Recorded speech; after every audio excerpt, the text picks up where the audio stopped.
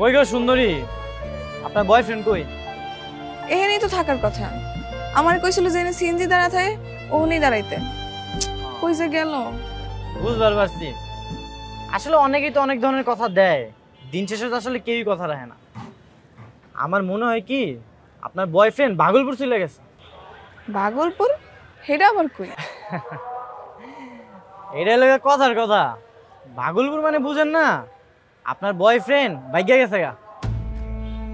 কেন ভাইগে যাইব কেন? হ্যাঁ আমার কইছে না আমার নিয়ে সিলেট যাইব, ভাইগে যাইব কেন? উল্টা পাল্টা কথা কইবেন না। সুন্দরী, আপনি এত বোকা কেন? এখনো বুঝবার পারেন নাই?